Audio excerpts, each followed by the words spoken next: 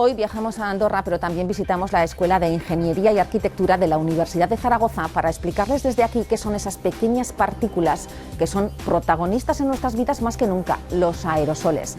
Científicos de todo el mundo aseguran que son la principal vía de contagio del coronavirus, sobre todo en espacios cerrados. Y para rebajar ese peligro es muy importante ventilar, pero ventilar bien.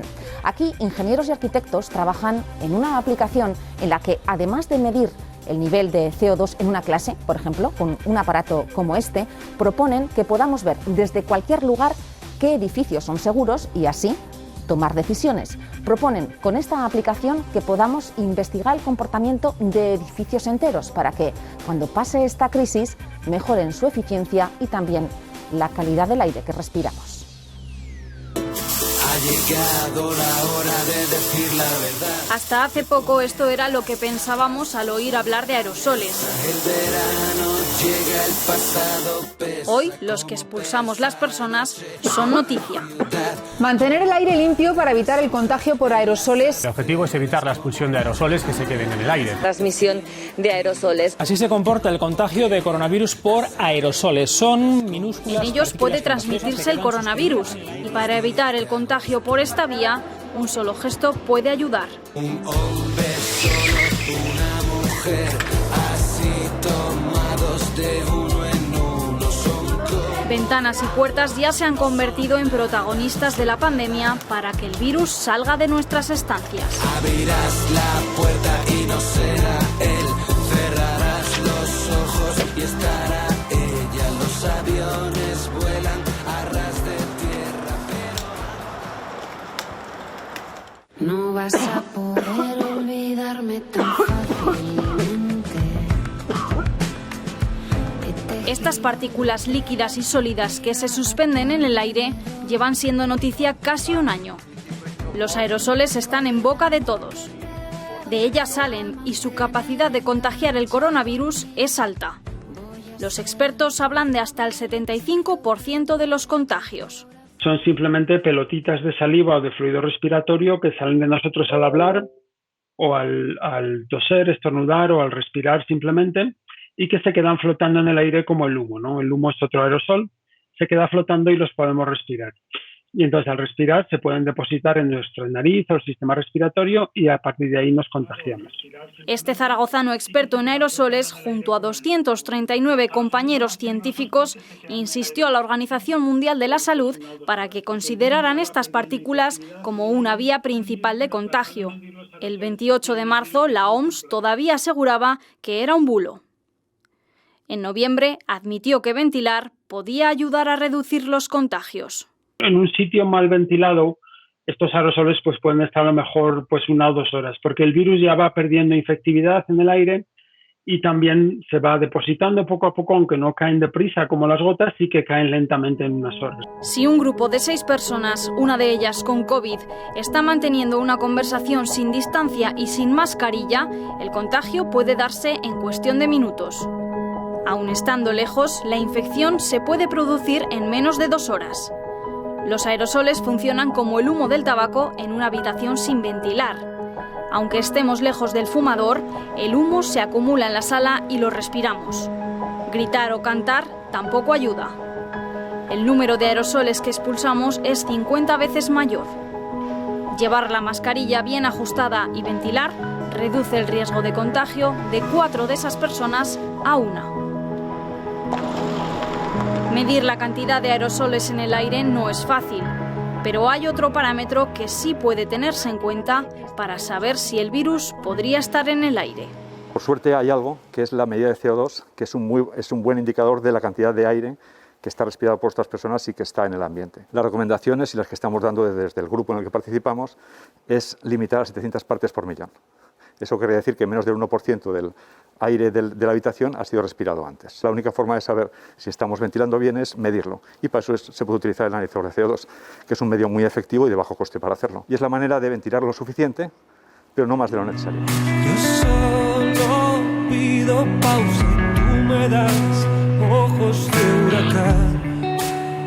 Antes de la pandemia, la Escuela de Ingeniería y Arquitectura de la Universidad de Zaragoza ya trabajaba en una aplicación para medir y controlar el nivel de CO2 en sus aulas.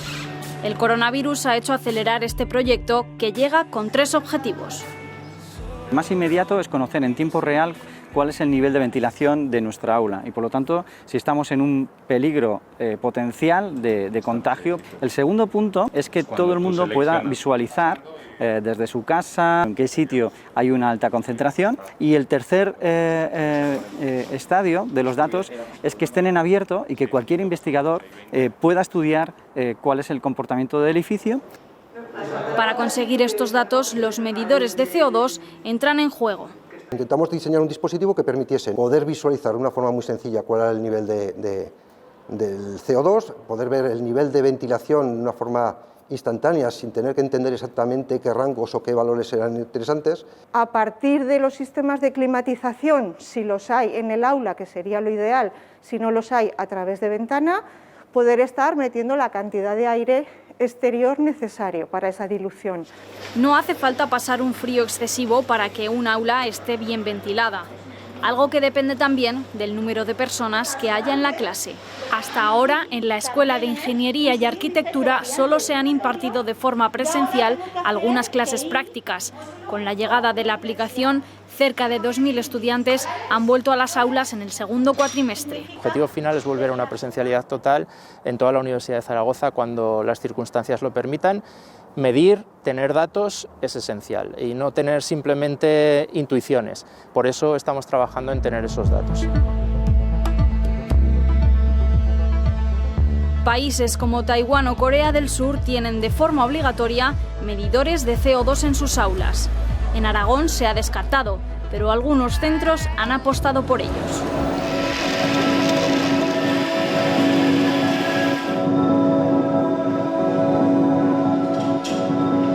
En principio valoramos la posibilidad de poner filtros EPA, valoramos la posibilidad de comprar medidores de CO2, pero si queríamos llegar a todos los aulas del centro, pues las cifras que manejábamos no eran viables.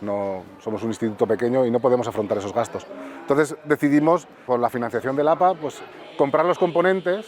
Tenemos un ciclo de automatización y robótica industrial que teníamos la tecnología, o sea, teníamos el conocimiento para poder diseñarlos, para poder montarlos, y decidimos pues apostar por comprar los componentes y montarlos nosotros.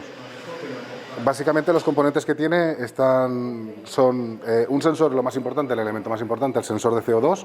Tenemos unas tiras de NeoPixel que se pueden poner, lo interesante de estos LEDs es que se pueden poner de cualquier color. Luego, para darle una envoltura y hacerle un poco de gracia, pues con las impresoras 3D pues, hemos fabricado esta carcasa y la cresta, que es el sello del gallico. En total, con la carcasa y con todo, estaremos alrededor de unos 50 euros. Ahora, gracias a los gallicos, pues tenemos una rutina de ventilación, pues desde luego, a demanda. Cuando el gallico cambia de color, dependiendo si es amarillo, pues hace una pequeña ventilación, y si es rojo, pues se ventila completamente.